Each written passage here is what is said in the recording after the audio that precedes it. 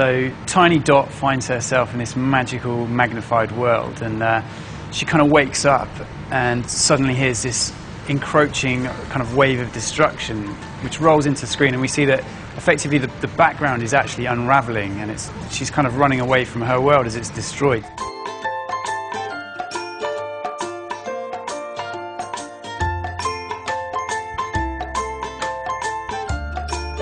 This is Professor Fletcher's cell-scope invention. It's basically a Nokia mobile phone and microscope put together. So in a remote village in Uganda, for example, a nurse can photograph a magnified blood sample, then send that anywhere in the world for instant specialist diagnosis. Brilliant technology, diagnosing malaria, helping to save lives, and Nokia asked if we could do something to celebrate it. And that's when we decided to give ourselves a challenge of doing the world's smallest film using the same cell-scope technology. And we kind of panicked. We thought, oh my God, you know, we can't animate blood cells. They're way too tiny. Everybody who was involved in this project was excited about it, but a little bit worried about it because we'd all committed to it, but we still didn't know if it could be done. Yeah, so this is the Nokia N8 that we used to shoot the film on. It's got a 12 megapixel camera and really nice Cole's Eyes lens, so it was perfect for the job. This is Dot number 20. That's Dot number 17. Dot number 17. Whoa. She's 9mm tall. We have 50 different replacements of Dot and 3 stand-ins for each pose. For this, yeah, we've gone with replacements because, you know, she's way too small to be able to manipulate or bend or do anything at all. You put one character in that's in one pose, you take the frame, you take that character out and then replace it with another character in another pose. Animating every day, I think I'm probably making about 4 seconds a day.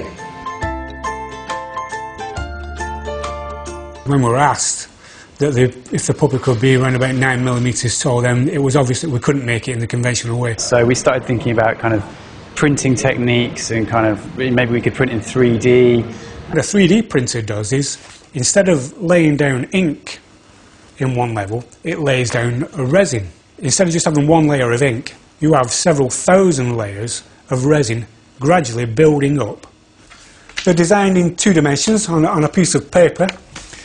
Then we give those 2D designs to the 3D modeler, and then they come back from the 3D printers like this. Then when we've got the puppet off the rigging that supports it, we stick them onto some very fine wire and then set about painting Dot.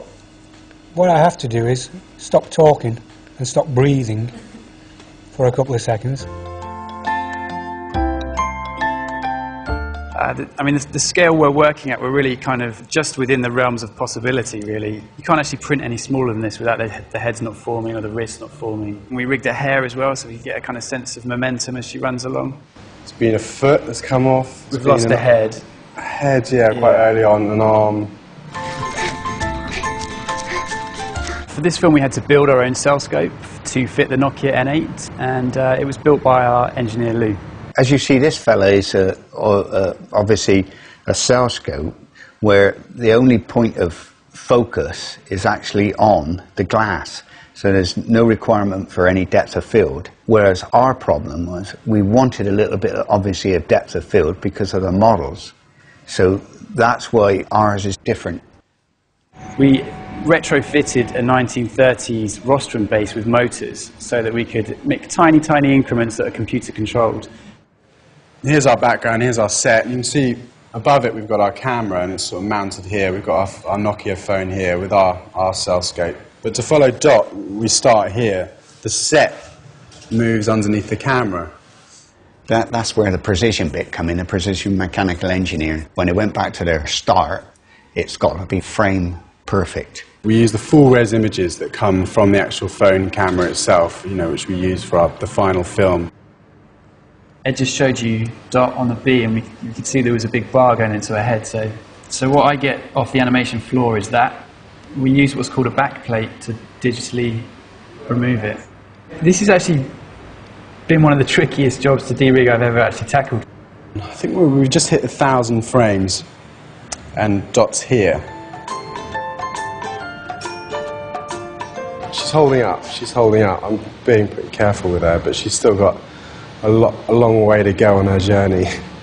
So we'll wait and see.